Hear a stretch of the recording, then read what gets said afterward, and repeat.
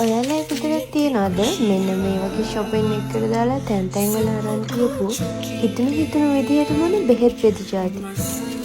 එහෙම තියනවා නම් අද මේ වගේ බෙහෙත් පෙති જાති බොන එක නතර කරන්න.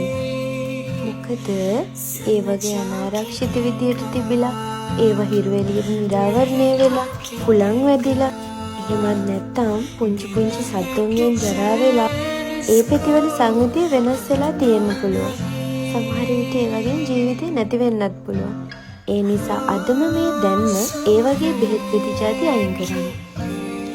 ඔයාලගේ ගෙදර පුංචි දරුවෝ ඉන්නවා නම් වැඩි දැනුමක් තේරුමක් නැති අය ඉන්නවා නම් එයාලගෙනුත් බෙහෙත් පෙති ඈඩ් කරලා තියන්න.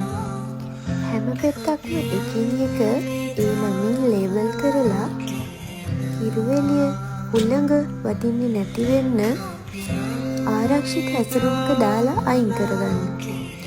අනිත් වැදගත්ම කාරණාව තමයි මේ කිසිම බෙහෙත් පෙත්තක් ඔයාලගේ හිතුමනාපෙට බොන්න එපා.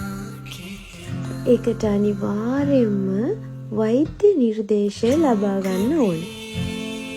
බෙහෙත් පුරවපු බෝතල්, පෙට්ටි, ඔයාලගේ කිචන් එකේ, බාත්රූම් එකේ ඒ වගේ තැන් වල තියන්නත් එපා.